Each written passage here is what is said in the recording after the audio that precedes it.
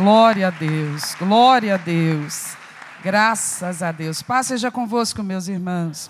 Que a glória poderosa do Senhor encha esse lugar e toque a vida de cada um de nós nesta noite.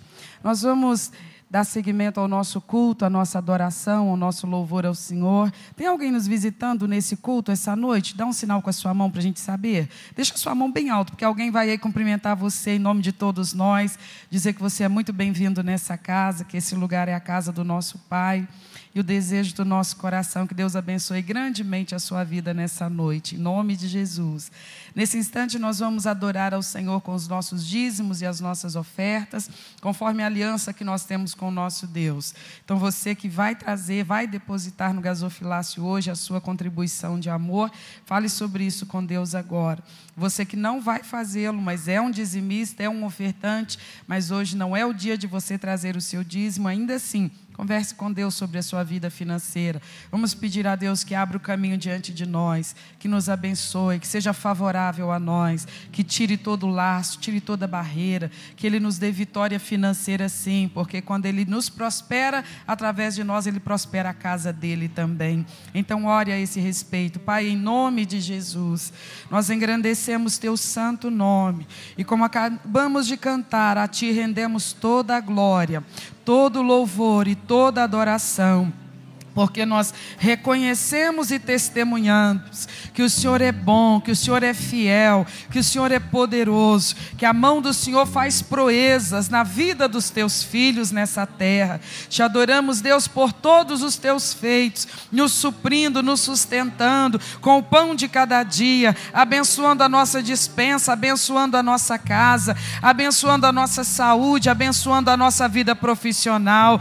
E tantos aqui, ó Deus, que estejam necessitados de uma oportunidade de trabalho. Juntos nós oramos uns pelos outros e te pedimos, ó Deus, providencia essa oportunidade, concede essa resposta nesta noite, para a glória do Teu próprio nome, Pai. Que a bênção especial do Senhor seja sobre as finanças do Seu povo. Consagra desta noite cada dízimo e cada oferta, tanto quanto consagra cada dizimista e cada ofertante, Pai, para a glória do Senhor, em nome de Jesus.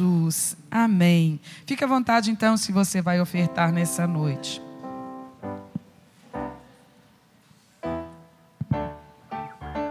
Eu vejo a glória do Senhor hoje aqui, a Tua mão, o Seu poder sobre mim.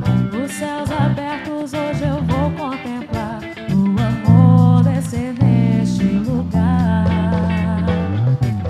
Eu vejo a glória do Senhor hoje aqui, a Tua mão, o Seu poder sobre mim. Os céus abertos hoje eu vou contemplar o amor descer neste lugar. Eu quero ver agora o Seu poder. Aleluia, fica de pé e adora ao Senhor. Vou levantar as mãos e vou receber o louvor do Seu nome, pois eu sinto o Senhor me tocar. Eu quero ver agora o Seu poder, a Tua glória inundando meu ser. Vou levantar as mãos e vou receber o louvor do Seu nome, porque eu sinto o Senhor me tocar. Glória a Deus, aleluia. Toca mesmo, Senhor. Graças a Deus. Segunda carta de Pedro, capítulo 1, nós vamos ler do verso 5 ao 7.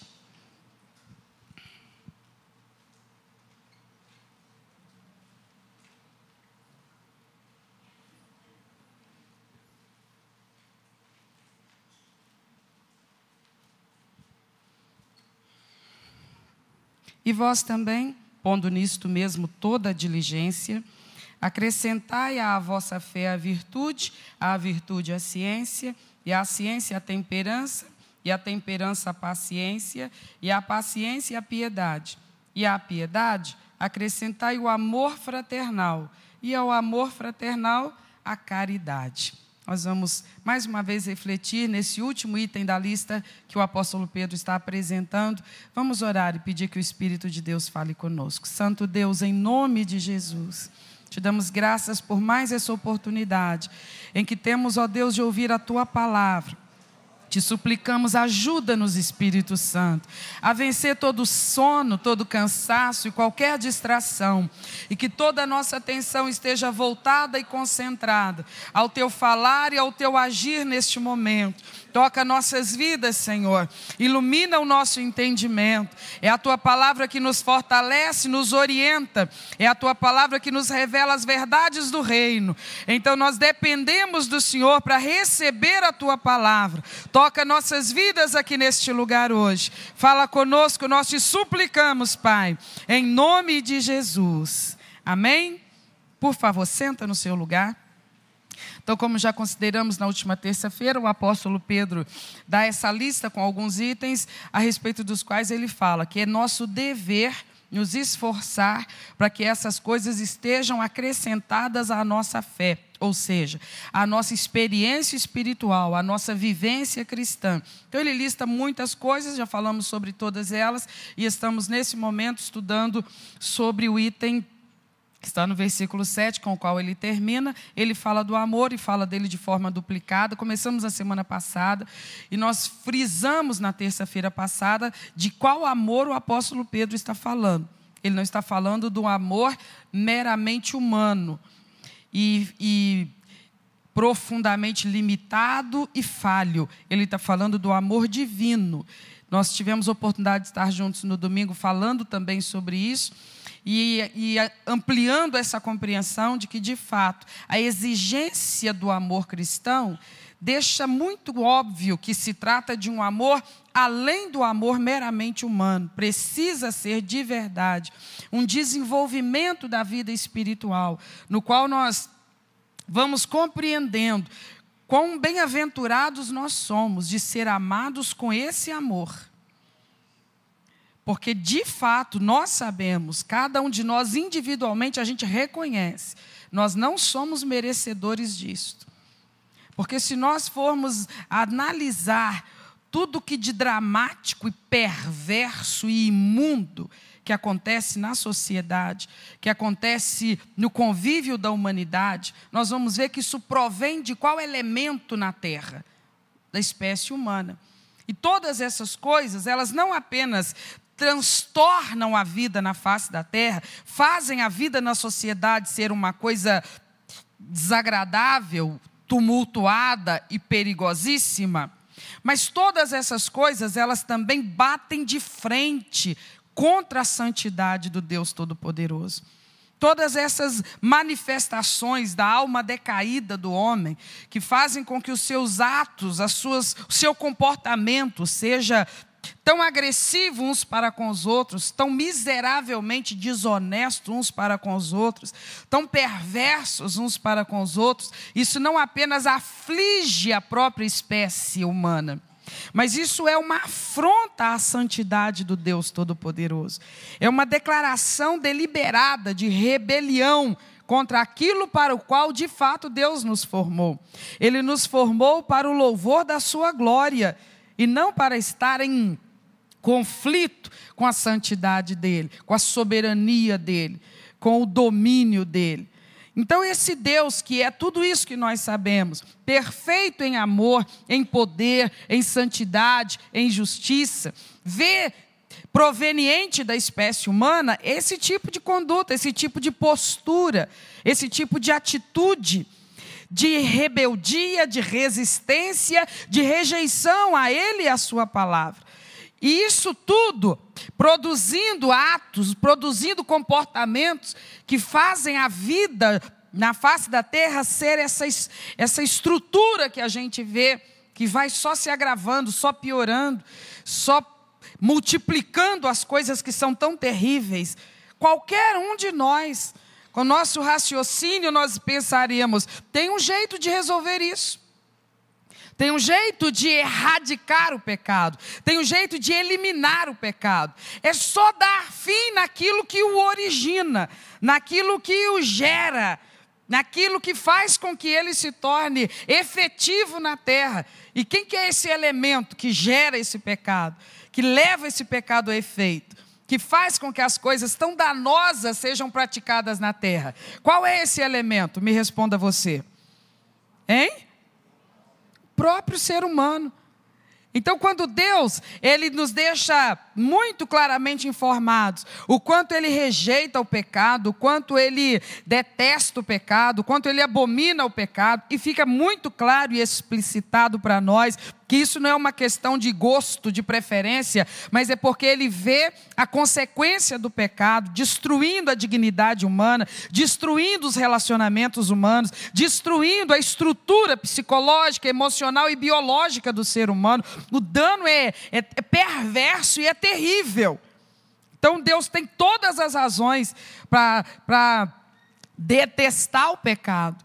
E dessa forma, o que eu deveria esperar dele? Se ele tem essa aversão ao pecado e ao que o pecado gera na terra, ele poderia simplesmente erradicar o pecado na terra, eliminar o pecado na terra, eliminando o agente que promove o pecado. Mas ao invés de eliminar o agente que promove o pecado, ele demonstra o seu amor por esse agente. Ele vem na direção desse agente, que é quem faz multiplicar o pecado na terra, com a intenção de conquistar cada um desses para o seu caminho, que é um caminho de pureza, de santidade, de justiça, de perfeição. Ele quer reduzir esse índice de pecaminosidade na terra, não eliminando o agente do pecado, que é o ser humano, mas convertendo o ser humano à sua visão de mundo, à sua ética, à sua moralidade. É assim que Deus quer transformar o mundo, pelo poder do Evangelho, atraindo os pecadores à redenção, atraindo os pecadores de modo que nós sejamos transformados em criaturas libertadas do domínio do pecado. De modo que ainda que haja em nós essa estrutura falha e limitada, mas agora nós temos uma palavra que dá norte para a nossa vida, que aponta o caminho certo para nós. E não apenas isso, nós temos a presença do Espírito de Deus na nossa vida, onde a palavra diz que nos ajuda nas nossas fraquezas. É muito importante entendermos isso, meus irmãos, porque o amor de Deus é uma demonstração de graça que a gente nem consegue compreender. Porque se Ele quer resolver o problema do pecado na terra, era só Ele fulminar com a gente. Porque não são os gatos e os cachorros que enchem a terra de pecado, não. Não são as girafas, os elefantes e os leões, é o ser humano. E Deus odeia o pecado e o que o pecado realiza na história da humanidade. Então, para Ele resolver isso, era só Ele fulminar com a gente. Por que Ele não faz? João 3,16 nos explica, porque Deus amou o mundo de tal maneira que Ele enviou o seu Filho não para condenar o pecador, mas para salvar o pecador. A gente precisa refletir sobre o amor de Deus, para a gente entender que há coisas que são grandiosíssimas e que a nossa mente precisa refletir sobre elas. E nos apegar a essas coisas grandiosíssimas e excelentes, para que elas sejam a motivação para nós vivermos na presença desse Deus gracioso, do jeito que realmente agrada a Ele. Porque Ele nos livrou de um castigo que nós merecíamos e continuamos merecendo. Mas Ele não lida conosco com base nos nossos merecimentos, mas no seu amor e na sua misericórdia. Então é com esse amor que eu sou amado, é com esse amor que você é amado. A ordem dele agora é que nós façamos crescer em nós esse mesmo amor na direção dele mesmo, Deus que nos ama, e por consequência, na direção do próximo, na direção especialmente daqueles que, como nós, receberam a mesma graça, responderam afirmativamente à mesma graça. Amar nossos irmãos em Cristo não é apenas uma ordem do Senhor, mas é alguma coisa que só nós, que recebemos o amor de Deus, podemos obedecer esse mandamento. Porque Jesus Cristo disse qual que é o parâmetro. Ele falou, se vocês vos amem como eu vos tenho amado. Então eu já recebi o amor dele por mim. Que explicação eu teria para dar a ele? Para justificar a ausência do amor da minha parte para com o meu irmão em Cristo? Que explicação uma congregação local teria para dar para ele? E dizer, nós aqui vivemos assim. nos arranhões, nos tapas e nos arranhões. É assim que essa igreja convive. Em contendas, em atritos, em discórdias.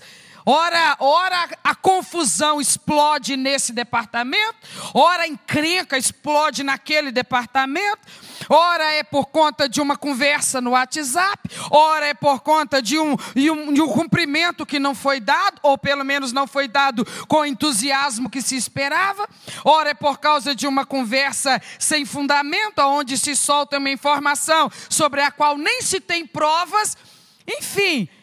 Que explicação nós teríamos para dar ao Deus Todo-Poderoso, que só nos congrega no mesmo lugar, depois de nos alcançar com o seu amor e plantar em nós esse amor que a Ele pertence. E Ele nos vê convivendo debaixo desse teto, nessa casa de oração que Ele estabeleceu para nós, para aqui oferecermos juntos um culto de adoração ao Deus que nos tem amado, e no seu amor tem cuidado de nós, no seu amor tem nos compreendido, tem tido paciência conosco, tem insistido conosco, tem repetido os mesmos ensinamentos vezes sem conta, porque nós não costumamos corresponder da primeira vez. E Ele insiste, Ele repete, Ele manda falar outra vez sobre a mesma questão, sobre a mesma doutrina, sobre o mesmo ensinamento, sobre a mesma exigência cristã. Ele vai lidando conosco nessas bases de misericórdia, de tolerância, de paciência, de graça, de bondade, de benignidade. E nos trata a todos de igual modo. E oferece a todos a mesma medida da sua presença, do seu poder, da sua unção, do seu agir que produza em nós esse crescimento, esse desenvolvimento, essa maturidade. E Ele olha para dentro desta casa e para esse grupo que Ele tem reunido neste lugar, e se eu estivesse falando a uma outra congregação me referiria a ela, mas vamos examinar então a nossa realidade diária aqui. E para que Ele nos reúne tantas pessoas e de diferentes temperamentos, de diferentes procedimentos e de diferente ótica de mundo, de vida? Para que Ele nos reúne aqui e requer de nós esse convívio marcado, caracterizado por esse amor misericordioso, pacífico, paciente? Por que Ele nos reúne e requer isso de nós? Para qualquer um poderia parecer, isso não vai funcionar. Não vai funcionar. Dificilmente isso vai funcionar. Porque na nossa família pessoal, onde moramos com aquelas pessoas debaixo do mesmo teto, e são quantos ali? Cada um de nós tem um número para responder a essa pergunta. E eu te pergunto, comparado com o número que congrega aqui, é um número muito menor, não é verdade?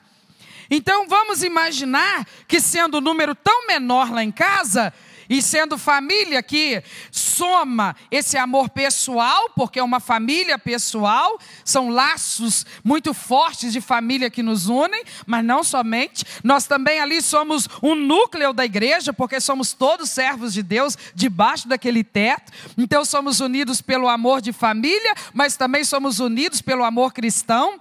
Então a gente imagina que dentro da casa de cada um de nós, o que prevalece, sem jamais haver alteração? Nós estamos sempre em paz lá dentro de casa uns com os outros. Nós estamos sempre lidando uns com os outros com misericórdia. Nós sempre temos paciência uns com os outros lá dentro de casa. A nossa família cristã, lá na nossa casinha, no endereço onde a gente mora, vive desse jeito. Sem atritos, sem contritos, sem atitudes de implicância, intolerância, sem rebeldia, sem desacato. É assim que acontece dentro das nossas casas, todo santo dia, o ano inteiro? A gente sabe que não é. Então, se a nossa vida familiar já oferece esse testemunho de como é difícil para os seres humanos, mesmo amando como amam-se as famílias, e soma-se a isso o amor cristão em cada coração, porque estou considerando aqui o exemplo de uma família onde todos são convertidos. Ainda assim, tem dia que a coisa ferve lá dentro das casas dos crentes. Tem dia que as coisas saem do eixo, saem do lugar. E nós temos esse potencial de amor reinando ali e nos unindo ali. E mesmo sendo poucas pessoas convivendo ali, tem dia que é quase insuportável. Aí a gente olha para o modelo do Pai Todo-Poderoso e Ele estabelece uma família onde Ele reúne para o convívio contínuo. Não apenas para o convívio contínuo, para o culto contínuo, a adoração contínua e serviço cristão compartilhado. Isso para durar décadas, porque Deus nos coloca para ficar décadas no mesmo lugar, na mesma congregação. Alguém responde um amém empolgado aí? Amém. Décadas numa mesma família cristã.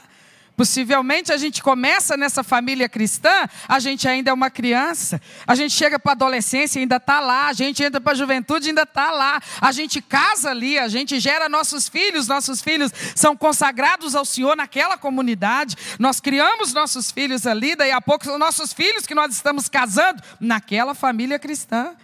São nossos irmãos, são os nossos irmãos em Cristo. E isso é o projeto de Deus. Que essa seja de verdade a história da nossa vivência cristã, congregados, com o sentimento de que nós pertencemos a essa família. Mas a gente começa a imaginar, não vai funcionar muito bem, porque se a pequena família que nós temos lá em casa, de vez em quando já se estranha e se arranha, o que acontece então? Na família cristã, na família espiritual, onde pessoas tão estranhas, elas têm que compartilhar a vida agora por décadas. Nós vamos nos agradar uns aos outros às vezes, mas vamos nos estranhar uns aos outros às vezes. E o Senhor não desconsidera essa possibilidade, mas Ele sabe e Ele demonstra e Ele requer que o verdadeiro amor cristão proteja a comunhão congregacional, proteja essa convivência, ainda que em algum momento nós vamos discordar em alguma coisa, e ainda que em algum momento nós vamos até nos agravar uns aos outros de alguma maneira, mas que seja uma congregação que vai amadurecendo, que deixa para trás as coisas de criança, as coisas de imaturidade, que vai compreendendo que proteger a harmonia da congregação local é dever de cada integrante da congregação. É importante que essa maturidade cristã, ela se demonstre, ela se torne evidente com esse tato que a gente vai aprendendo a ter, de evitar os atritos.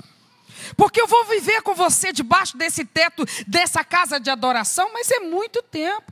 Esse ano fazemos 10 anos aqui nesse bairro, né?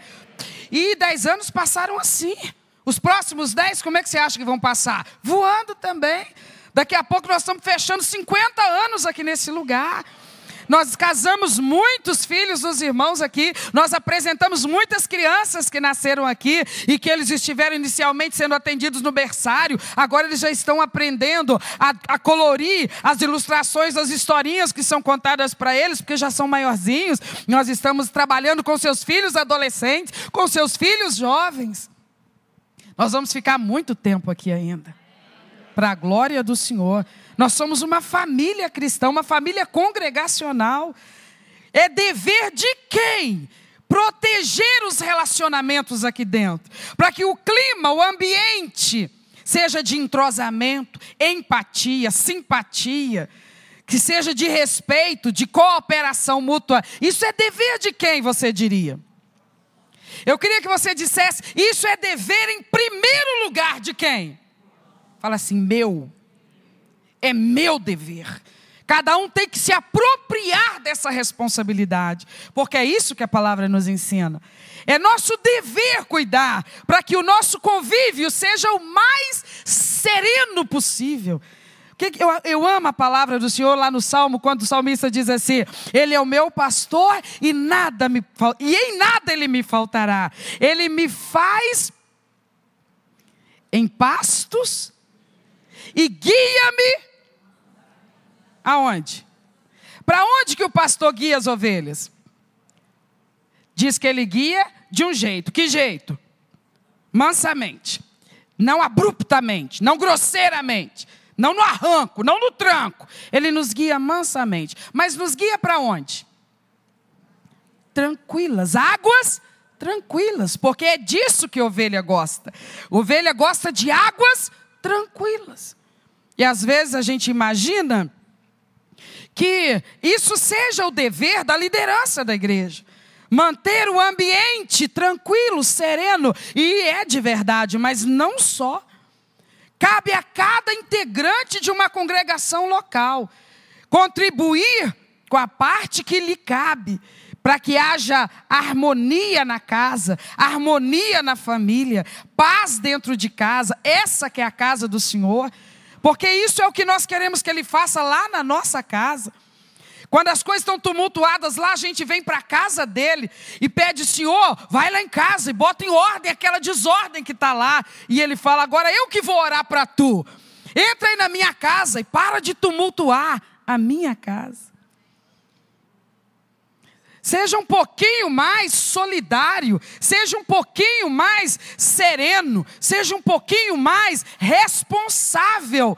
Porque se você se recusar a cooperar, você consegue causar um estrago terrível na comunhão local. Não precisa nem de ser uma dezena de pessoas. Uma pessoa só já consegue causar um tumulto e um dano terrível na congregação local. Esse é um chamado da palavra de Deus. O apóstolo Pedro está dizendo: acrescenta o amor pelos irmãos. Acrescenta essa consciência de que você foi aceito numa família, que quem reina e governa sobre ela é o príncipe da paz. Isso faz parte da natureza dele. E ele implanta a obra e o domínio dele na terra, na vida das pessoas, e o reino dele se parece com ele. É um reino de paz, de harmonia. E então ele requer e cobra isso de cada integrante. Por quê? Porque eu só sou integrado porque recebi o amor dele. Eu recebi o amor dele e o amor dele está em mim. Não é o que nós vimos semana passada? Paulo escrevendo aos Romanos e dizendo: o amor de Deus está derramado nos nossos corações pelo Espírito Santo que nos foi dado. Então nós temos o amor de Deus em nós. Não seríamos cristãos se não tivéssemos. Esse amor não apenas nos resgatou para a salvação, mas ele ficou em nós. É com esse amor divino que nós amamos a Deus, e é com esse amor divino que nós amamos nossos irmãos. Não é o amor nos moldes do amor humano, porque o amor humano, ele é motivado pelo merecimento do objeto amado. O amor humano, o único que eu diria que foge a isso é o amor de um pai para um filho, de uma mãe para um filho. Nem dos filhos para o pai eu diria que seja assim. Nem dos filhos para a mãe eu diria que seja. Mas o amor dos pais para com os filhos costuma ser assim. Um amor que não requer ou não depende de merecimento. E o amor de Deus que nós recebemos, ele é perfeito nisso. Graças a Deus que é, senão nós não poderíamos recebê-lo, porque nenhum de nós o merece. E esse amor não apenas nos garantiu a nossa redenção, mas ele foi plantado dentro de nós. Por isso que o apóstolo Pedro está dizendo: dá espaço para esse amor se expandir na sua alma. Ame a sua congregação, ame seus irmãos, ame com amor divino, ame com amor que não exige perfeição. Ama com amor que compreende, que entende, que cada um passa seus momentos, passa seus pedacinhos, que chega uma hora que a pessoa realmente ela quer ficar mais quieta, ela quer ficar mais em silêncio. Chega uma hora que a pessoa realmente ela vacilou, ela falou que não era para falar, resolve isso. Como? Eu posso descer o pescoção? Não! Resolve isso perdoando. Porque hoje você concede o perdão, amanhã você precisa que alguém te conceda o perdão. É assim que nós convivemos em família. A vontade de Deus é que todos nós tenhamos essa consciência de que a harmonia dentro da casa do Senhor é responsabilidade de cada um de nós. E o Senhor Deus está observando qual é o nosso comprometimento com isso. Porque ao longo da história das igrejas locais, você vai saber de muitos casos terríveis, de portas que acabaram se fechando, por causa de gente perigosa no meio do povo de Deus. Gente que causava tumulto, que não tinha paz dentro de si, que então, na verdade, não eram trigo, não eram de verdade ovelhas, eram bodes, eram joio. Eu não sou, você não é. Vamos provar então que nós não somos. Vamos provar que nós temos o amor de Deus no nosso coração. Nós temos, irmãos. O amor de Deus está em nós. Então vamos demonstrar isso. Olha o que Paulo escreve aos crentes da cidade de Tessalônica. 1 aos Tessalonicenses, capítulo 4. Nos versos 9 e 10. 1 aos Tessalonicenses 4.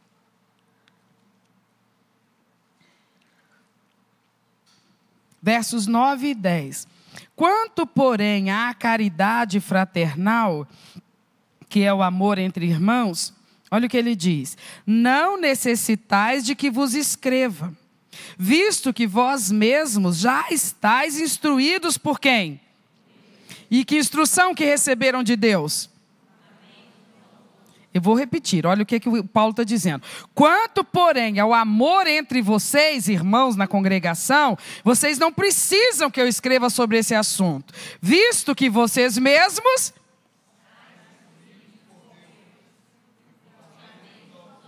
De quem que veio a ordem, então? De Deus, que é o chefe da família, que é o pai, que teve a misericórdia de me receber na família dele, que teve a graça de te receber na família dele. Mas ele não abriu a porta e falou assim, vem, e se você causar problema não tem nada não, o que me importa é que você esteja do lado de dentro. Não, ele falou, entre, mas entre respeitando, entre honrando. Essa família é família de um Deus de paz. Então entra para viver em paz com seus irmãos. Mas para eu viver em paz com meus irmãos, eles não podem me aborrecer hora nenhuma. Mas isso não existe em lugar nenhum, porque a igreja ainda não está glorificada. Vai haver momento em que eu vou ser aborrecida e que vou aborrecer também. Como é que eu resolvo isso? Só tem um jeito, perdão. Mas isso para nós não pode ser problema, porque de fato eu só estou do lado de dentro porque eu recebo perdão, porque eu recebi perdão, porque eu recebo todo dia o perdão de Deus na minha vida. Então a postura do crente no convívio congregacional é da mais elevada importância.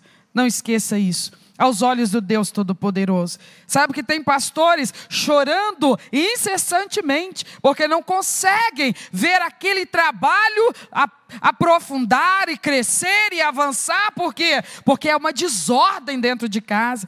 Porque prega o amor, porque anuncia a responsabilidade dos irmãos ali, mas os crentes não dão ouvidos, não compreendem, imaginam que não tem problema nenhum, vamos continuar assim mesmo, bagunçando a casa do Pai. Isso vai ter um custo, isso vai ter um preço altíssimo, que nós sejamos humildes para receber a palavra do Senhor, e cada um olhar para nós mesmos e cobrar de nós mesmos. Eu não estou aqui para tumultuar, eu estou aqui para abençoar esses irmãos, eu estou aqui para cooperar com a paz nesse lugar, eu estou aqui para ser instrumento de Deus para abençoar os meus irmãos. Amém, meus irmãos? No verso 10 ele fala assim: porque também já assim o fazeis para com todos os irmãos que estão por toda a Macedônia. Exortamo-vos, porém, a que ainda nisto continueis a progredir. Olha que testemunho que ele dá dos crentes de Tessalônica. Ele fala assim: quanto ao amor fraternal, vocês nem precisam que eu vos ensine sobre isso, porque na verdade vocês já estão ensinados sobre isso. Não é matéria nova aos ouvidos de vocês. Vocês, desde que congregam nesse lugar, vocês têm ouvido e entendido que Deus manda que vocês amem os seus irmãos. Vocês não são pessoas que não têm nem noção desse mandamento. Vocês já estão instruídos sobre esse assunto. Então não há necessidade de eu ficar rebatendo esse assunto, porque vocês já entenderam essa matéria. Esse conteúdo já foi ministrado, vocês já entenderam que o Pai, o Deus Todo-Poderoso, requer de vocês que vocês convivam no verdadeiro amor cristão entre vocês. Aí no verso seguinte, ele dá um testemunho, ele fala: e eu sei que vocês não apenas estão instruídos, como vocês estão obedecendo esse mandamento.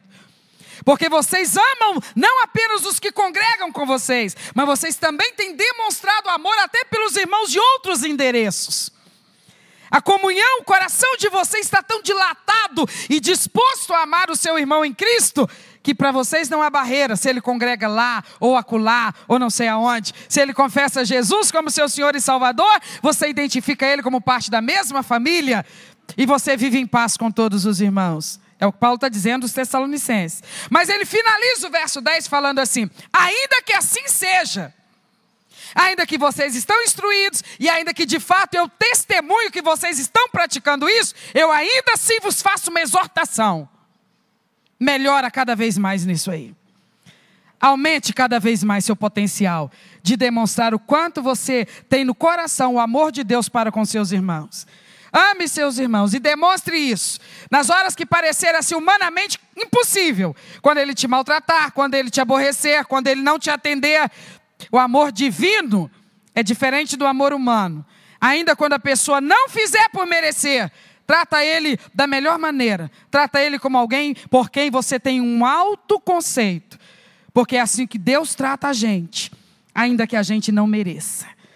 É um mandamento que o apóstolo Paulo está dando à igreja de Tessalônica, inicialmente reconhecendo que eles já estão praticando isso. Aí você pergunta: mas por que a senhora está falando sobre isso essa noite? Tem tanta tribulação assim aqui nessa igreja? Não, glória a Deus. Tem, mas não tanto. Posso dizer como Paulo está dizendo aos Tessalonicenses: graças a Deus, temos conseguido viver em harmonia. De vez em quando, pipoca uma tribulação aqui, uma conversa sem necessidade ali, uma malquerença do lado de lá. De vez em quando acontece um tumulto desnecessário. Uma coisa boba, besta. Sabe, uma palhaçada, uma infantilidade, uma imaturidade, uma ausência de domínio próprio, de governo de si mesmo, que causa algum estrago, algum desgaste, algum estresse, sabe, que ocupa a gente para resolver aquilo, quando a gente poderia estar gastando energia fazendo outra coisa, mais produtiva, para o reino. Mas faz parte. Mas glória a Deus, sempre que tem acontecido, a gente chega para sanar e a gente coloca cada um no seu posto, no seu lugar, e a gente apresenta aquilo que são as normas da casa e da família, que não fomos nós que estabelecemos, e que também não foram os líderes maiores do que nós dentro da nossa denominação, mas nós recorremos ao texto sagrado, porque as normas são dadas por aquele que deu a vida pela igreja. E ele exige que nós convivamos, servindo a ele em harmonia, de modo respeitoso, de modo afetuoso, de modo que nós sejamos sempre aquelas pessoas que edificamos uns aos outros. Isso ele exige. E por mais que nós queremos ver a casa cheia e cada vez mais se convertendo a Cristo e servindo a Ele nesse lugar, nós não podemos abrir mão daquilo que é a exigência da palavra. De modo que às vezes lidamos com um caso ou outro de uma pessoa que resiste à disciplina bíblica, à doutrina bíblica, e sendo corrigido, e sendo alertado, e sendo orientado, ainda assim persiste na sua rejeição ao corpo, rejeição à igreja, rejeição aos irmãos e ao ensinamento bíblico. Nós percebemos naquela pessoa que os dias dela no meio da congregação estão contados. Não é a congregação que a expurga, é ela que não consegue abrir o coração para amar aquela congregação, ao ponto de ser um cooperador, para que ali prevaleça a paz e a comunhão, porque essa é uma casa governada pelo Deus de paz. Quando o apóstolo Paulo está falando isso com os Tessalonicenses, da mesma forma o Espírito fala conosco. Se para a glória de Deus temos conseguido conviver no devido respeito e harmonia, então o Espírito diz: melhore cada vez mais isso aí. Vigie cada vez mais. Mas igreja é um ajuntamento de um número importante de pessoas e de vez em quando estoura uma confusão. Cuide para você não estar nunca numa confusão dessa. Cuide, principalmente, para você não ser nunca o motivador da tal da confusão. É esse o nosso dever. Se eu cumprir com essa minha obrigação e cada um aqui cumprir com a sua, quando é que nós vamos ter confusão aqui dentro? Agora, se alguém se recusar a cumprir, porque esse indivíduo se recusa, o corpo todo vai padecer. Porque um se recusa. Porque um se recusa, tendo os mesmos recursos que os demais. Mas ele não se importa. O problema dele não é falta de recurso. Porque o mesmo recurso que é dado a um é dado a todos. Porque Deus não integra ninguém na família dele sem tocar o coração dessa pessoa com seu próprio amor e salvá-lo. E tendo tocado com seu amor para a salvação, planta nesse coração o seu amor, com o qual vai amar a ele e aos seus irmãos. Deus não age de outra forma, Deus sempre age assim. Então aquele indivíduo que se recusa, ele está sobrecarregando a congregação. Ele está colocando a sua postura como uma postura de alguém que não se compromete com o corpo, com a família. Simplesmente, se conversar com essa pessoa, ela vai dizer, eu não ligo, eu não estou nem aí, eu não me importo. Que o Espírito Santo esteja confirmando nos nossos corações. É tempo de vigilância, é tempo de cuidado, é tempo de dar demonstrações concretas para o Deus Todo-Poderoso, do valor que nós damos, pelo privilégio que Ele tem nos concedido, de sermos chamados filhos de Deus, de sermos aceitos na família do Senhor. Amém, meus irmãos? Preciso ver um outro texto com você. Está em 1 João, capítulo 3. 1 João 3, verso 16.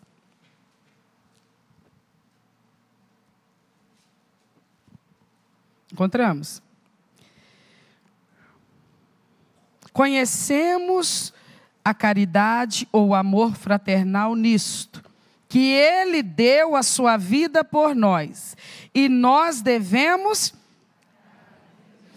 Então fica evidente o amor nisto, que Ele deu a sua vida por nós. Ele é quem? Tá. E nós devemos... E o que João está querendo dizer com essa palavra? Porque ele usa o exemplo do Senhor Jesus Cristo. Ele fala assim, nós conhecemos o verdadeiro amor nisto. Ele é evidenciado, ele é provado nisso. Em que Jesus Cristo, Deus Todo-Poderoso, deu a sua vida por nós. Isso foi literal. Ele veio para morrer para que nós não precisássemos morrer eternamente. Ele ofereceu a sua vida naquela cruz como sacrifício substitutivo.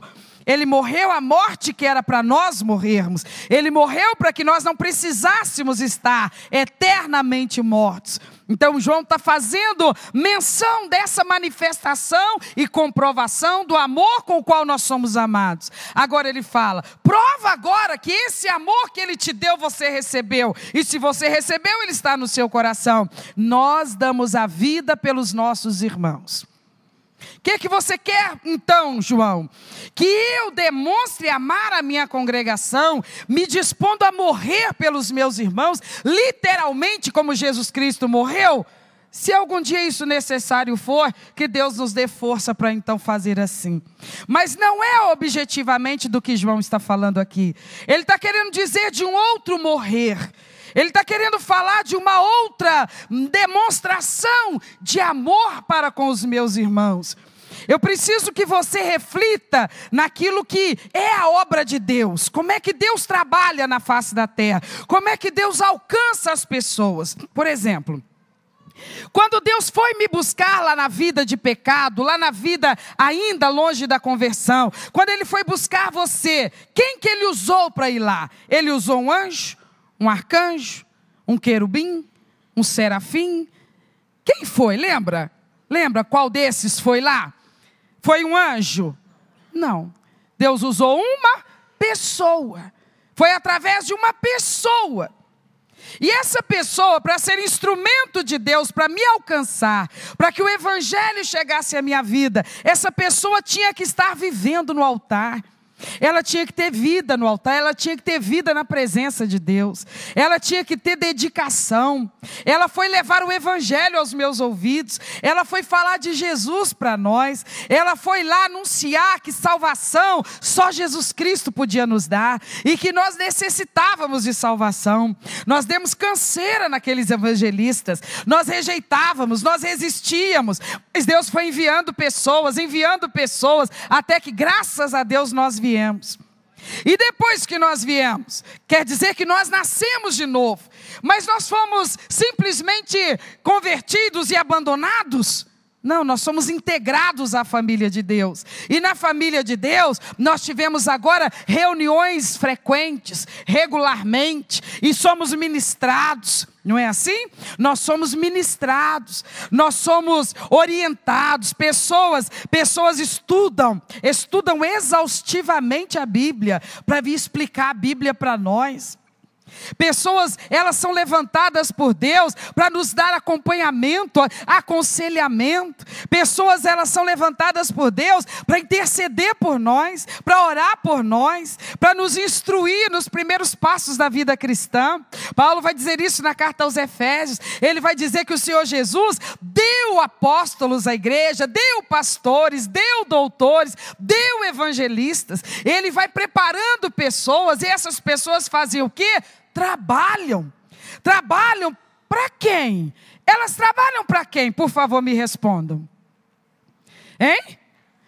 Em primeiro lugar, elas trabalham para Deus. E Deus deu a elas ferramenta para trabalhar. Por exemplo, aquele que ensina, Deus lhe deu a ferramenta, o dom de ensinar. Deus deu a ferramenta para ela trabalhar para quem? Para Deus. Então ela vai estudar a Bíblia, entender a Bíblia e se capacitar para explicar a Bíblia e vai marcar uma reunião com Deus e vai lá pregar a Bíblia para Deus? Não, mas ela trabalha para Deus. Só que o trabalho que ela faz para Deus beneficia quem? As pessoas, a igreja. Beneficia os filhos de Deus. Essa pessoa exaustivamente estuda e se prepara e se dedica para trabalhar para Deus e para a sua congregação, trabalhar para a sua igreja, trabalhar para os seus irmãos. A pessoa vai virar e falar assim: mas eu não vou me dedicar de jeito nenhum, é muito cansativo. Eu tenho meu trabalho, meu emprego. Eu sou uma dona de casa, eu tenho filhos para cuidar. Eu sou um chefe de família. Eu fico fora de casa o dia inteiro. Quando eu chego de noite, eu estou cansadíssimo. Eu não posso parar. Como é que é? É para eu assumir uma classe de estudo? É para eu ensinar a Bíblia? É para eu me preparar para o ministério da palavra? É para eu ser um pregador? É para eu ser um professor? Espera aí. Eu sou uma pessoa muito atarefada. Eu não tenho tempo, eu não posso. E isso vai me exigir demais da conta. Isso tudo em função de quê? Ora, em função de você estar lá, diante dos filhos de Deus. Sabe quem? Aquela pessoa que Deus trabalhou, foi lá fora no mundo de pecado, alcançou, trouxe para o evangelho, essa pessoa se converteu, essa pessoa agora faz parte da igreja, desceu as águas do batismo, só que essa pessoa agora precisa ser instruída, discipulada, ela precisa ser ministrada. Então eu estou te convidando, meu irmão, tu é membro da igreja, que o Espírito de Deus te revista de capacidade e você então se prepare, tá bom, meu irmão? Você tire tempo durante a semana, estude a Bíblia, faça anotações, faça pesquisas, aprofunde na compreensão, se prepare a argumentação, prepare o raciocínio e se apresente lá, tal dia e tal hora. Os irmãozinhos vão estar tudo sentadinhos lá, olhando para tu, esperando o que tu tem para falar, Aí tu fala, alguém vai levantar um dedinho e vai fazer uma pergunta, nada a ver. E você fala assim: ai meu Deus, aonde que eu fui amarrar minha égua? O que eu estou fazendo aqui? Ainda passa um aperto desse, porque eu nem esperava essa pergunta, não tem nada a ver com o assunto. Ou então, acaba a aula, vai um lá fora dizendo: eu não concordo com o que falou, eu acho que não é assim. Eu já vi outra interpretação desse texto. Eu ouvi um cara lá da mídia e ele pregou sobre isso, ele não falou dessa maneira. Cheio de crítica, crítica, cheio de lenga-lenga. E então a pessoa vai virar e falar assim: não, pastor, como é que é? Já é o quê? Já é final de setembro? Corre do pastor, porque essa é a época que ele sai a cata de gente para trabalhar no ano seguinte. E se você não ficar esperto, ele te pega. Ele te pega e você vai cair na conversa dele, vai acabar assumindo e vai ter que responder por alguma coisa que vai te ocupar. Vai te ocupar. Porque depois que você fala assim: pastor, conta comigo, tu está enrolado. Tu está enrolado porque aí ele vai tampar serviço em cima de tu e tu vai ter que mostrar serviço porque você assumiu. Então o que a gente faz? Pastor, amanhã a gente conversa. Nossa, eu tenho que sair correndo. Como é que é? Se eu quero me encontrar no gabinete, pastor, daqui a pouquinho eu apareço lá. O quê? Acaba o culto, vaza. Vaza, foge do pastor. Sabe por quê? Não, quem é que está preocupado com isso? Quem é que está preocupado com isso? Eu mal dou conta de mim. Eu mal dou conta de mim, da minha fé, da minha permanência na igreja. Eu mal consigo me arrastar para vir para o culto, que seja uma vez na semana. Eu não sei, eu não nasci para isso, eu não sirvo para isso. Isso é para outros. Eu mal dou conta de manter euzinho aqui crente. João está dizendo: se você ama seu irmão, você dá a sua vida por ele. Se você ama seu irmão do jeito que Deus mandou amar, você dá a sua vida por ele. Você abre seu coração e diz: Senhor, tu sabes, eu não tenho todo o tempo que seria necessário, mas algum tempo eu tenho. Senhor, tu sabes, eu não sou treinado nisso, então eu vou me apresentar e eu vou começar, e inicialmente o serviço que eu vou fazer, ele não vai ser da melhor qualidade, porque eu não tenho experiência nisso. E ó Deus, talvez pessoas vão zombar de mim, porque eu vou cometer muitos atos falhos, até que eu adquira experiência nisso. Mas Senhor, eu amo a minha igreja. Alguém precisa pregar para esse povo, alguém precisa ensinar a Bíblia para esse povo, alguém precisa conduzir esse povo na adoração, alguém precisa servir esse povo na diaconia. Alguém precisa estar aqui para se colocar junto com esse povo e treinar eles para evangelizar e ganhar o perdido para Jesus. Alguém tem que se apresentar, Senhor. E se cada crente agora está num comodismo que nunca se viu na história da igreja brasileira, porque ninguém tem tempo, com coisa que aqueles que estão trabalhando, eles também não têm os seus ofícios, a sua canseira, o seu dia a dia sobrecarregado de tantos compromissos e tantas atividades. Nós quantas vezes ficamos observando sempre o número reduzido da mesma liderança, sempre o mesmo grupo sobrecarregado, atuando aqui, ali e acolá, assumindo responsabilidades em 3 departamentos de uma vez só, porque falta mão de obra. Nossa, mas a sua igreja deve ter o quê? Umas dezenas de pessoas. Não, minha igreja tem centenas de pessoas.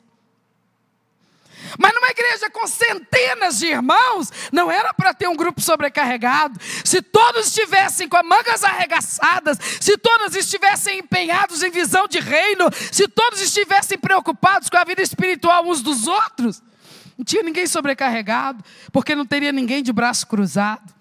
Não teria ninguém assistindo a turma que trabalha. Estaria todo mundo dizendo: eis-me aqui, Senhor. Senhor, eu não sei fazer nada, mas se o Senhor quiser me ensinar a fazer alguma coisa, eis-me aqui, Senhor. Eu não estou na linha de frente, mas se eu puder apoiar o que tiver na linha de frente, eis-me aqui, Senhor. E o que eu ganho com isso? O que eu ganho com isso? Eu estou dando a minha vida pelos meus irmãos, Senhor. O tempo que eu podia estar descansando, o tempo que eu podia estar tendo um lazer, o tempo que eu podia estar fazendo extra para ganhar mais dinheiro, eu estou ali, Senhor, me apresentando diante de Ti, me preparando, me consagrando, estudando, treinando, ensaiando, para quê? Para o Senhor usar a minha vida, porque o Senhor vai precisar usar alguém.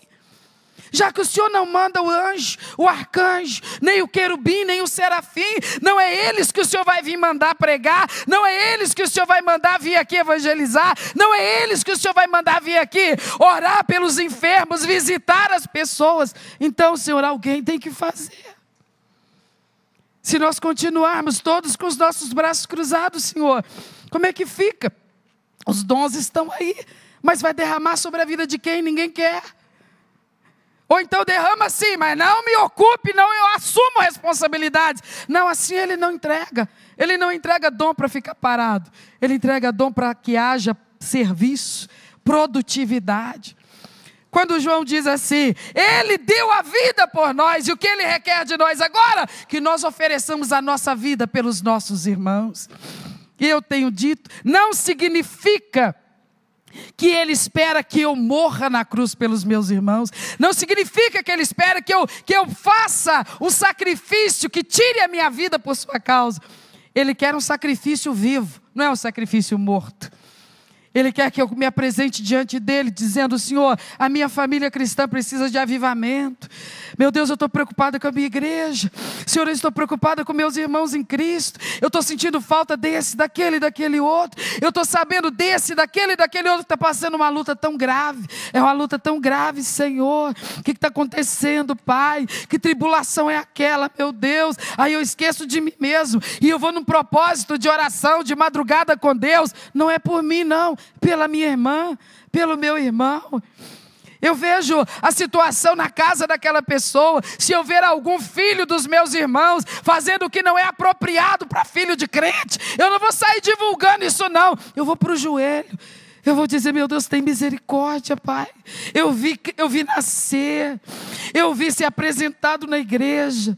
Senhor, o mundo está tentando arrastar aquele menino, arrastar aquela menina. E eu me ponho diante de Ti. E eu te peço, dá livramento, Senhor.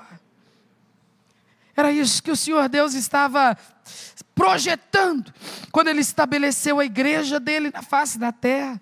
Que nós tivéssemos um coração assim, que fosse importante para nós saber, todos estão bem. Não, claro que tem problemas, tem necessidades. Então eu simplesmente vou para o joelho e digo, Senhor, eu me coloco diante de Ti. E eu quero que o Senhor use a minha vida, Senhor, com algum dom, alguma coisa. O que o Senhor quiser, o que o Senhor determinar, o que o Senhor escolher. Mas usa a minha vida. Eu quero ser essa ferramenta na sua mão para abençoar a minha congregação. Porque eu quero que essa família na qual eu vou estar por décadas, ela vai sendo amadurecida, aperfeiçoada. Porque daqui a pouco vão chegando os novatos, vão chegando os recém-nascidos, e eles vão ver em nós, velho de casa, o bom exemplo, o bom modelo. Eles vão olhar para nós, eles vão ver como é que a gente canta, como é que a gente louva, eles vão ver como que a gente se dedica à oração, eles vão ver como que a gente está concentrado na pregação, eles vão ver como que a gente se trata com respeito, eles vão ver como que a gente se trata com misericórdia, ele vê como que a gente tem o coração disposto a perdoar. Ele vai ver como que a gente não brinca com a obra que Deus nos deu a realizar. Eles vão ver que nós não fazemos a obra de Deus de forma desmazelada. Que nós viramos para o nosso líder do nosso departamento e dizemos, bota meu nome aí, estou dentro. Cadê a escala? Não vi meu nome na escala. Por que tirou meu nome da escala? Não. Nós vamos chegar para o nosso líder e dizer, eu estou dentro, pode contar comigo, pode pôr meu nome na escala. E se o meu nome estiver na escala, só se eu estiver morto, ou se eu estiver acamado, ou se algum outro motivo de força maior me impedir. Porque se eu sou zeloso e responsável com as minhas coisas, que se dirá com as coisas do meu Deus? Quem é o meu líder no diaconato? Quem é o meu líder no grupo de mulheres? Quem é o meu líder no grupo de homens? Quem é o meu líder na recepção? Quem é o meu líder no departamento de crianças? Quem é o meu líder em qualquer que seja o departamento? Você sabe com quem você está lidando, meu líder? Eu não sou uma criança na fé. Eu não sou uma criança na fé. Eu sei que eu estou lidando com coisa divina. Eu sei que é uma honra para mim que Deus me use na obra dele de alguma maneira. Pois é, eu vou fazer a escala do mês que vem. Posso botar tu? Que dia que tu vai estar disponível? Olha, dia tal e tal e tal. Pode me pôr na escala. Tu pode? Nesses dias eu posso. Então eu posso e eu posso e eu posso e eu estou lá. Porque a obra de Deus não pode ser feita com menos primor do que as nossas coisas, meus irmãos. Porque se Deus vê nessa congregação esse zelo, se Deus vê nessa comunidade esse zelo, se Deus vê nessa família local esse capricho, o que você acha que Ele vai fazer? Ele vai tirar dom ou Ele vai dar mais dom? Ele vai tirar ministério ou Ele vai colocar mais ministério aqui dentro? Ele vai tirar unção ou Ele vai derramar mais unção? O que você acha? Nós queremos que Ele nos honre. Nós queremos que Ele nos honre com cultos avivados, com reuniões e eventos, aonde Ele nos abasteça com o seu toque, com experiências que nos deixem assim empolgados, entusiasmados e comovidos e rendidos. Ele também quer isso. Mas Ele, antes de tudo, quer ser honrado. E Ele vai ser honrado por uma congregação que sabe demonstrar o amor para com Ele e o amor para com os seus irmãos. Que abre o seu coração e diga: Senhor, eu me importo. Eu não sou esse crente, esse membro da congregação local, que vira para o pastor e fala assim: eu não vou em culto sexta-feira não, eu não preciso de libertação não, eu já sou crente. Não, mas eu não vou na sexta-feira, no culto de libertação, para tirar capeta de mim não. Eu vou lá para ajudar meu povo, é a minha família. É a minha equipe. Por que eu não vou estar lá se eu posso estar? Por que eu não vou estar lá se está no meu alcance estar? Porque eu ali dou um apoio. Eu estou de lá intercedendo pelos irmãos que estão adorando. Eu estou de lá intercedendo pelo pregador que Deus está usando. Eu estou de lá intercedendo pelos irmãos que estão impondo as mãos sobre os necessitados. É a minha equipe. Eu me ausento, sim, porque é difícil poder estar de segunda a segunda, mas daquilo em que nos ausentamos é por um motivo imperioso, porque senão nós somos chamados para trabalhar, nós somos chamados para servir, nós somos chamados para apresentar um coração disposto, dizer: Senhor, a tua obra precisa ser feita. A tua obra precisa ser feita. Como é que é? O que está acontecendo com os crentes dos nossos dias? Ninguém quer, todo mundo corre. Ou quando muito dá só o nome, mas nunca comparece. Ou se comparece, trabalha com má vontade, murmurando, resmungando, reclamando, tratando as pessoas com ignorância, com arrogância. Para quem que nós estamos trabalhando, meus irmãos?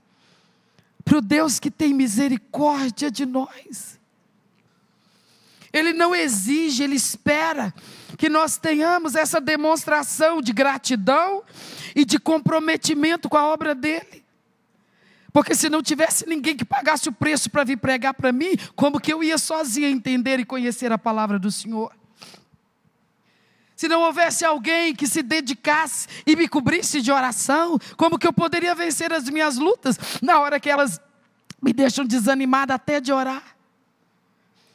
Se não tivesse ninguém que se dispusesse a dar a vida por aquelas crianças que estão lá em cima, mulheres que dedicam o seu tempo, a sua vida. Eu vou te falar uma coisa: a maioria delas não tem filho pequeno não. Normalmente as que têm filho criancinha não está se dedicando ao ministério para criança não. Às vezes acontece de alguma mãe chegar lá em cima. E eu já fiz uma reunião com os pais e exigi que se respeite os professores de criança nessa igreja. Porque já aconteceu o caso de irem lá em cima no final do culto, recolher a sua criança e encher de desaforo as professoras que estão lá. Sabe por quê? Porque elas estão olhando para o relógio, porque o culto já acabou há horas, e a abençoada ficou batendo papo aqui embaixo, pelo menos estivesse com o joelho no chão em oração, se dava o desconto, mas ficou batendo papo no portão, ao invés de ir lá em cima recolher a sua criança e liberar a professora, que muitas vezes vem do emprego direto para cá, e enquanto não devolver sua criança, ela tem um compromisso conosco de não abandonar a sala. Ela só sai de lá depois que você for lá pegar a sua criança para liberar ela, para ela ir cuidar da casa dela, da janta dela, do marido dela e dos filhos dela. Eu me reúno com essas 60 irmãs uma vez por mês para instruí-las na palavra, e nós estamos estudando profundamente o texto bíblico para que elas fiquem lá realmente pregando o evangelho para aquelas crianças. Você sabe o que isso exige delas? Isso exige muita dedicação. Isso exige muita dedicação. Você vai ver mulheres lá, sabe onde que elas moram? Lá do outro lado da cidade. Elas não têm carro para vir. Elas fazem uma viagem para vir e outra viagem para voltar. Algumas pegam 2 ônibus. Elas saem de casa ou do serviço direto para cá. 2 conduções. Depois retornam com mais 2 conduções, mas elas chegam aqui com um sorriso no rosto. Elas chegam aqui com a sua maletinha cheia dos trabalhinhos que elas vão apresentar para as crianças. Elas estão lá, muitas vezes o seu corpo está exaurido, porque trabalharam o dia inteiro lá no seu emprego, mas elas estão fazendo o quê? O que 1 João 3,16 manda: dar vida pelos seus irmãos. Pega essa vida que Deus já podia ter fulminado, mas não fez, e coloca no altar e diz: faz uso disso, meu Deus, para os interesses do teu reino, porque eu me importo com a minha família. Porque me importo se os meus irmãos estão desanimados, me importo se os meus irmãos estão carentes de oração, de intercessões sobre a vida deles, eu me importo. Por que eu me importo? Porque é a minha família cristã. O que der contigo tem que dar comigo. Se eu estou passando prova, tu tem que estar me cobrindo de oração. É um corpo, é uma família. Por isso nós trabalhamos para Deus, servindo a igreja. Por isso o apóstolo Pedro está dizendo: faz aumentar o teu amor pela tua congregação. E prova isso, demonstra isso, exercendo o teu ministério, o teu chamado. Ah, mas é difícil para mim estar assim regularmente. Não, mas nem tudo, você às vezes em casa, dando cobertura de oração, você está trabalhando junto com a sua equipe. Nós precisamos que Deus abra o nosso entendimento, porque o Senhor Deus está pronto a fazer muito mais do que nós temos visto diante dos nossos olhos aqui nesse lugar. Mas Deus está procurando pessoas que tenham, vigor, que sejam dinâmicas, que não estejam esgotadas. E se estão, voltem à fonte, porque é uma fonte inesgotável. Vira para ele e diz: me enche de novo, Senhor. Me enche outra vez, meu Pai. O ano está acabando, eu estou meio assim desanimado, mas não, Senhor, eu não aceito esse desânimo. Porque o amor pelos meus irmãos não diminuiu. Eu sei que cada um é precioso para o Senhor. E o crescimento espiritual deles tem que ser importante para mim. Eu pago preço para estar aqui pregando para você na terça, mas outro paga para pregar para mim no outro dia. E assim nós vamos servindo uns aos outros, respeitando uns aos outros. Se você vê um irmão que está ocupando o seu posto aqui na igreja, eu gosto de falar do diaconato, porque eu estou na igreja desde criança, e eu sou de um tempo em que criança respeitava o diaconato. O diaconato era tratado com o máximo do respeito pelas crianças, pelos jovens, pelos adultos. Hoje em dia, infelizmente, não é muito o que acontece. Mas quando a gente vê os irmãos de pé, a gente está sentado, confortável. Não é confortável o nosso assento aí? Não é? Olha o que Deus fez para nós. Quando a gente vê, os irmãos estão de pé o culto inteiro. Eles ficam trocando de lugar ali, sabe por quê? Porque ficar parado numa posição só tempo demais, para nós que já não somos, adolescentes, então às vezes dá uma cãibra. Aí eles têm esse treinamento, de vez em quando reveza, para poder dar uma circulação assim melhor, E então eles vão e eles voltam. Muitos deles já ficaram em pé o dia inteiro no seu emprego, e eles estão aqui. E se por alguma distração do inferno, enquanto a palavra estiver sendo pregada, uma pessoa estiver com conversa fiada aí no banco, esse diácono, essa diaconisa vai lá. Eles vão porque é isso que eles são treinados a fazer. Está na responsabilidade deles manter a ordem na hora do culto. Cuidar para que um não desrespeite o direito do outro, porque todos viemos para receber a palavra de Deus. E temos o direito de ser respeitados nisto. E que ninguém interrompa a nossa atenção, senão por um motivo imperiosíssimo. Mas se não é o caso, o diácono vai lá e muito educadamente, muito gentilmente, porque assim eles são instruídos, mas muito firmemente, eles dizem: você pode, por gentileza, você pode fazer a fineza de parar de conversar, porque a palavra está sendo pregada. É possível que eles ouçam a seguinte resposta: mas que chatice! E a gente pede aos diáconos, numa situação dessa, diga assim: talvez você prefira que o pastor Roberto venha aqui te pedir isto, ou a pastora Elza. Porque se for um adolescente, um junior, eu nem vou no seu filho, eu vou em tu. Eu vou em tu. Porque se conosco, dentro do recinto, nossos filhos não se comportam com a educação que nós demos, porque nós não ensinamos isso para eles. Fala a verdade.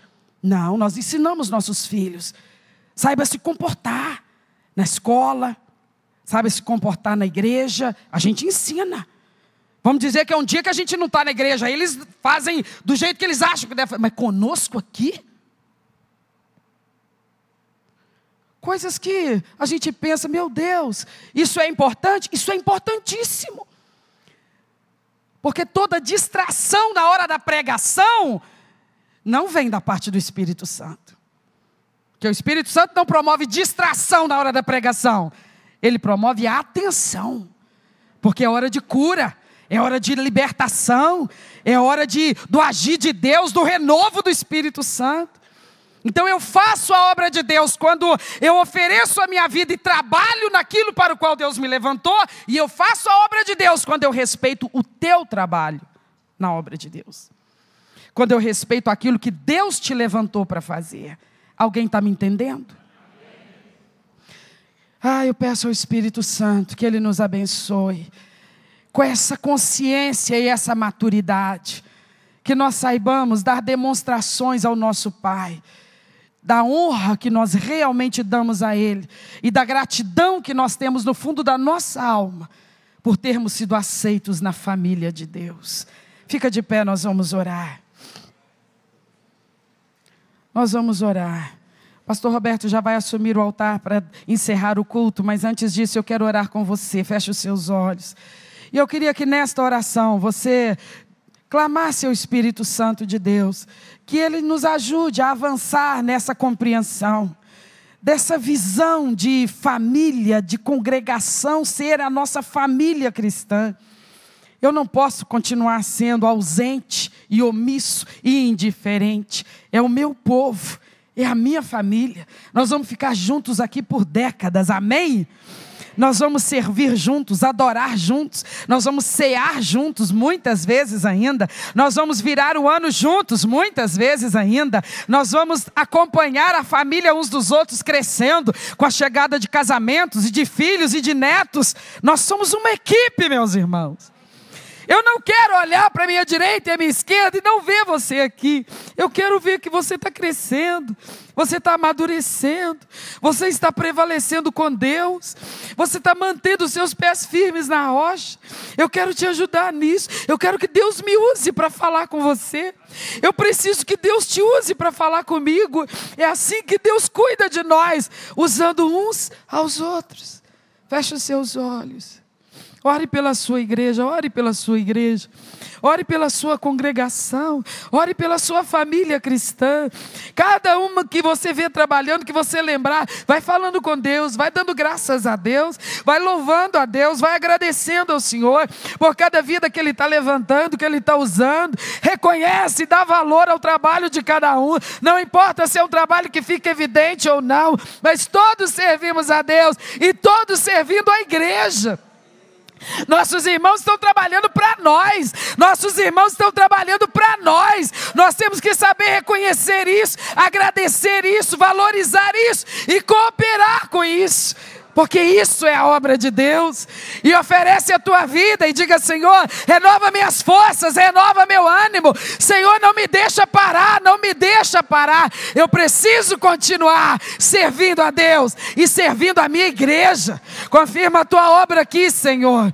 Manifesta no profundo do nosso ser essa consciência de que é mandamento do Senhor que nos amemos uns aos outros e que isso seja demonstrado na dedicação da nossa vida, para que o outro seja edificado, para que o outro seja abençoado, que nós nunca sejamos pedra de tropeço na vida uns dos outros, nunca sejamos aqueles que vamos, ó Deus, instigar a contenda, a intriga, a maledicência, mas que sejamos muito zelosos da comunhão local.